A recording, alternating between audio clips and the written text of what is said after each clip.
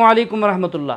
दोस्तों, जब भी इस्लाम दुश्मन इस्लाम के ख़िलाफ़ बोलता है तो उसको दुनिया प्रोटोकॉल दे देती है, और जब कोई मुसलमान इस्लाम की हिफाजत और दिफा में बात करता है तो उसकी जान ख़तरे में चली जाती है, यहाँ तक कि उसको मुल्क बदर कर दिया जाता है, जैसा कि डॉक्टर जाकिर नाइक के साथ हुआ।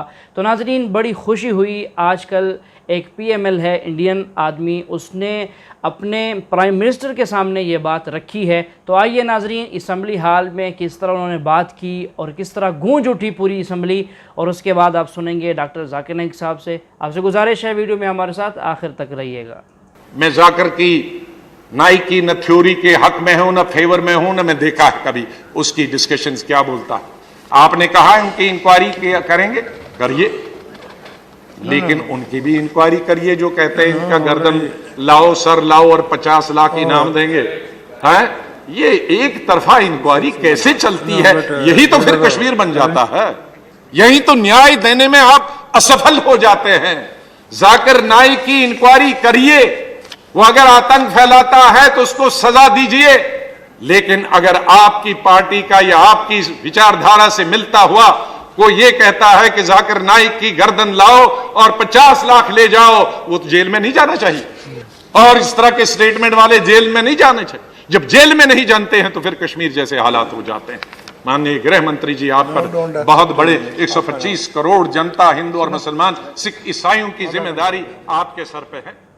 कुछ लोग बाहर से आए जिनको अपने देश ने निकाल दिया, तस्लीमा नसरीन बांग्लादेश से निकाल दिया इस्लाम के खिलाफ लिखने के लिए, कुरान के खिलाफ लिखने के लिए।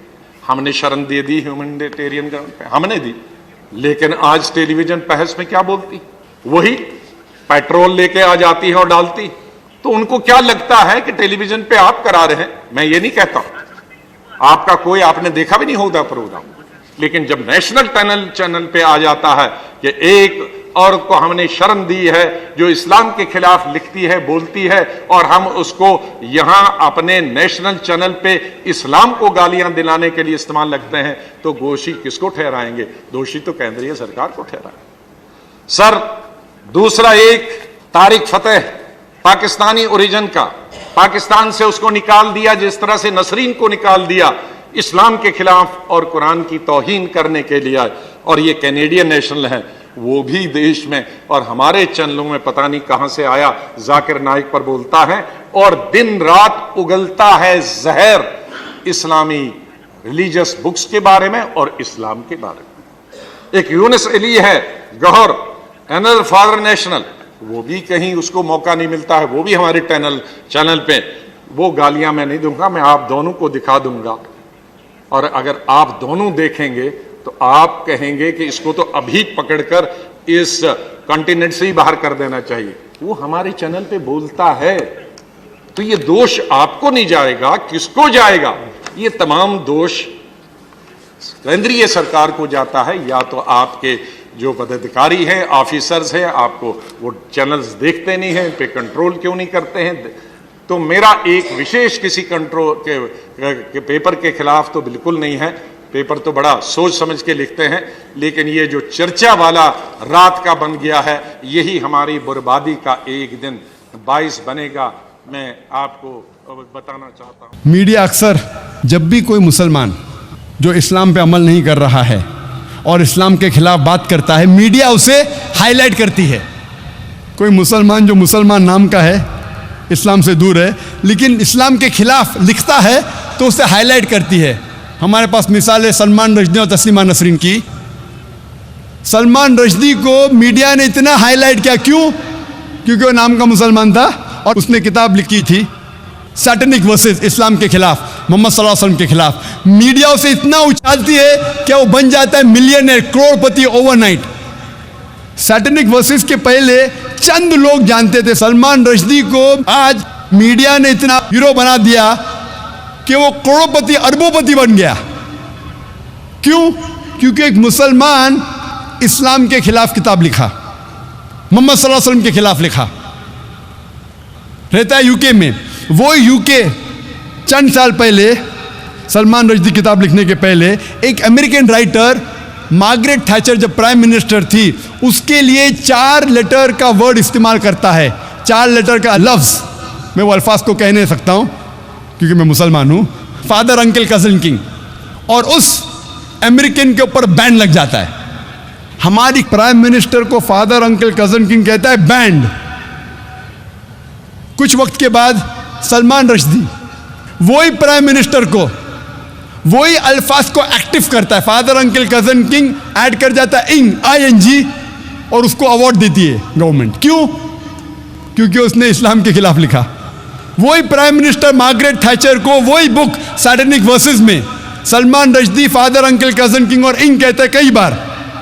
उसी प्राइम मिनिस्टर मार्गरेट थैचर को कहता है, लफ्ज इस्तेमाल नहीं कर सकता हूं मैं, कहता है फीमेल डॉग, कहता है कुत्ती, और उसे यूके गवर्नमेंट अवार्ड देती है नाइटहुड। क्यों? क्योंकि उसी किताब में उसने मोहम्मद सल्लल्लाहु अलैहि वसल्लम के खिलाफ भी लिखा। जी हाँ नाजरीन, अब देखें पूरी दुनिया में मजहबी सतह पर देखा जाए तो इस्लाम के साथ कितना बड़ा जो है वो ये खिलवाड़ है, इस्लाम के साथ दुश्मनी है और उसके साथ नाइंसाफ़ी है। जब किसी दूसरे मज़हब के ख़िलाफ़ कोई मुसलमान हो या किसी और मज़हब से ताल्लुक़ रखता हो वो बात करता है तो फिर हुकूमतें भी जो है वो उसको उठा लेती हैं, उसके ख़िलाफ़ जो है बहुत कुछ होता है, यहाँ तक कि उसको मार दिया जाता है। लेकिन जब कोई मुसलमानों और इस्लाम के ख़िलाफ़ लिखता है, यहाँ तक कि हज़रत मोहम्मद सल्लल्लाहु अलैहि वसल्लम की शान में गुस्ताखी करता है, तो फिर मुल्कों की हुकूमतें उसको जो है सपोर्ट करती हैं और हिफाजत के लिए पुलिस भी दे देती हैं, फ़ौज भी दे देती हैं, पूरा प्रोटोकॉल दे देती हैं। तो ये नाइंसाफ़ी इन लोगों को दुनिया और आखिरत में ले डूबेगी। चलिए मज़ीद सुनते हैं डॉक्टर साहब से। उसने इस्लाम के खिलाफ लिखा, हमें मानना पड़ेगा। उस वक्त इस हिंदुस्तान के प्रधानमंत्री थे राजीव गांधी। राजीव गांधी पहले प्रधानमंत्री थे सारी दुनिया में जब मुसलमान उनके पास गए और बताए कि कितने चीज़ें खिलाफ लिखी इस्लाम के। अल्हम्दुलिल्लाह सुम्मा अल्हम्दुलिल्लाह, राजीव गांधी ने फौरन उस किताब को इंडिया में बैन कर दी। हक की बात हमें तस्लीम करना चाहिए, हमें मुबारकबाद देना चाहिए। इंडिया पहला मुल्क था जिसमें यह किताब बैन हुई। आज की गवर्नमेंट एक दूसरे मुसलमान को पकड़ती है जो इस्लाम के खिलाफ लिखती है, वो तस्लीमा नसरीन, और इस्लाम के खिलाफ किताब लिखती है लज्जा। ये गवर्नमेंट उसको शरण दे रही है, असाइलम। पहले की गवर्नमेंट उसको सलमान रश्दी को बैन करती है, अभी की गवर्नमेंट बैन उठा देती है और तस्लीमा नसरीन को शरण देती है।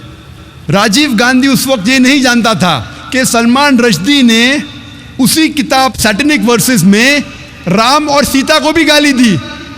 मैं यहाँ कहना नहीं चाहता हूँ क्या गाली दी, मैं इस देश में अमन चाहता हूँ। उसे ये नहीं पता था कि उसी किताब में सलमान रश्दी ने सीता को भी गाली दी। इस हिंदुस्तान के हिंदू लोग सीता को माता मानते हैं, राम को भगवान मानते, उसको गाली दी। ये राजीव गांधी को पता नहीं था, लेकिन अल्हम्दुलिल्लाह सुम्मा अल्हम्दुलिल्लाह, क्योंकि मुसलमानों के खिलाफ उसने लिखी, उसने बैन की, और अल्हम्दुलिल्लाह सुम्मा अल्हम्दुलिल्लाह कई हिंदू जो नहीं जानते थे, जब आप किताब पढ़ेंगे तो पता लगेगा कि हिंदू मज़हब के श्री राम और सीता माता को भी गाली दी थी। 8वीं स्ट्रैटेजी मीडिया की क्या करती है, अगर कोई मुसलमान विद्वान है, अच्छा काम करता है, तो उसे मुसलमान जैसा बताती ही नहीं। वक्त कम होने की वजह से एक ही मिसाल दूंगा मैं इस स्ट्रैटेजी की। हम जानते हैं कि 8वीं सदी से 12वीं सदी को कहा जाता है, यूरोपियन कहते थे डार्क एजेस, अंधेरे का दौर, डार्क एजेस। कहाँ अंधेरे का दौर था? वो अंधेरे का दौर था यूरोपियंस के लिए, अंग्रेज के लिए। मुसलमान जो अरब साइंटिस्ट थे, इतने कम तहकीक के बावजूद इतनी साइंटिफिक डिस्कवरीज कर चुके थे, दे वर ग्रेट। लेकिन आज जब हम साइंस पढ़ते हैं, हमें पता ही नहीं लगता कि मुसलमान ऊंचाई पे थे। हम पढ़ते हमारी किताब में एरिस्टोटल ऑफ द ईस्ट, एविसीना। एविसीना एविसीना अंग्रेज नाम लगता है ना, उसका असल नाम है अली इब्ने सीना। हम पढ़ते किताब में एविसीना, कौन समझेगा एविसीना मुसलमान था? हम पढ़ते हैं केमिस्ट्री के अंदर एक मशहूर साइंटिस्ट गेबर नहीं, ये जाबिर है, जाबिर इब्न हय्यान। कौन समझेगा गेबर मुसलमान है? वो जाबिर है, जाबिर इब्न हय्यान। ऐसी कई मिसाल दे सकता हूं। हम पढ़ते हैं ब्लड सर्कुलेशन के बारे में, विलियम हार्वी। 400 साल पहले विलियम हार्वी के पहले इब्न नफीस ने इजाद किया था, डिस्क्राइब किया था ब्लड सर्कुलेशन। और इब्न नफीस के 600 साल पहले नाजिल हुआ था कुरान, जिसमें लिखा है ब्लड सर्कुलेशन के बारे में। तो मीडिया क्या करती है? अगर मुसलमान विद्वान है, उसे छुपाने की कोशिश करती है कि वो मुसलमान है। वक्त की किल्लत होने की वजह से सिर्फ 8 स्ट्रैटेजीज का बयान करूंगा मीडिया के बारे में, और ये कहना चाहता हूं, हम मुसलमान, हम जानते हैं कि मीडिया अच्छे काम भी कर सकता है, बुरे काम भी कर सकता है। हम मुसलमानों को इस मीडिया का सही इस्तेमाल करना चाहिए, और अफसोस की बात है हम नहीं करते। लेकिन दुश्मन इस्लाम मीडिया का पूरा इस्तेमाल कर रहे हैं इस्लाम के खिलाफ काम करने के लिए। और एक आर्टिकल आया था टाइम्स मैगजीन में 16 अप्रैल 1979 में, जिसमें क्रिश्चियन ऑथर लिखता है, एक क्रिश्चियन रिसर्चर लिखता है कि 150 साल में, सन 1800 से सन 1950 तक के इस 150 साल के दरमियान 60,000 से ज़्यादा किताबें लिखी गई थी इस्लाम के खिलाफ। यानी हर रोज़ एक से ज़्यादा किताब लिखी गई थी इस्लाम के खिलाफ इन 150 साल में। अभी 9/11 के बाद, 9 सितंबर 2001 के बाद, ये तादाद कई गुना ज़्यादा बढ़ गई। हर रोज़ कई किताबें लिखी जा रही इस्लाम के खिलाफ। जी हाँ नाजरीन, आपने सुना है डॉक्टर जाकिर नाइक साहब से तफसील से बात बताया है उन्होंने कि हमेशा इस्लाम के ख़िलाफ़ ऐसा ही होता चला आ रहा है। और यहाँ तक कि अली इब्न सीना, जाबिर बिन हय्यान, इन जैसे नाम भी आपने सुने हैं। इनके नामों को चेंज करके, यहाँ तक कि ऐसे नाम रख, जाबिर को गिबर कहकर इतना चेंज कर दिया कि पता ही नहीं चलता कि ये किसी मुसलमान का नाम है। तसव्वुर भी नहीं हो सकता कि किसी मुसलमान का नाम है ही नहीं, गोया कि वो मुसलमान था ही नहीं। तो उसकी जो साइंटिफिक कामयाबी थी, जो तरक्की थी, उसको कहाँ ले गए? उसको ले गए अपने अंग्रेज़ की तरफ, उसको ले गए अपने जो है वो अपने यहूद की तरफ ले गए, कि गोया के अवाम को बताया कि वो यहूदी था, वो क्रिश्चियन था, उसने साइंटिफिकली तौर पर इतनी इतनी तरक्की की और तुम्हें तरक्की करके ये कुछ देकर गया। हालांकि वो था कौन? मुसलमान। तो ये हमेशा से चला आ रहा है और अब भी यही होता है। तो नाजरीन, हमेशा ये बातिल जो है कोशिश करता है कि मैं बुलंद रहूं, लेकिन अल्लाह ताला का फ़ैसला और फरमान यही है कि हक़ हमेशा बुलंद रहेगा और बातिल का सर कुचला जाएगा। कब तक और कहाँ तक ये लोग वक्ती तौर कामयाबी और तरक्की करते हुए नज़र आएंगे, लेकिन हकीकत में ये तनज़्ज़ुली की तरफ जा रहे हैं, और जो असल ज़िंदगी है आखिरत की, उसमें तो ये लोग नाकामी की तरफ चले ही गए। अगर इसी हालत में मर गए तो आखिरत में तो बड़ा इनके लिए दर्दनाक अज़ाब है। अल्लाह ताला तमाम मुसलमानों को हिदायत दे और आखिरत की कामयाबी की जो है वो फ़िक्र करने की, उसकी तैयारी करने की तौफ़ीक दे। तो नाज़रीन, आज की हमारी वीडियो काफ़ी मुझे तो बहुत अच्छी लगी है और दिलचस्प भी थी, और आप बताइएगा आपको कैसी लगी है। शुरू का वो PML साहिब का जो है वो अपने ख़िताब करना असम्बली हाल में, और डॉक्टर साहब का उसी टॉपिक पर बात करना, मुझे तो बहुत अच्छा लगा। आपको कैसा लगा? आपने कमेंट करके ज़रूर बताना है।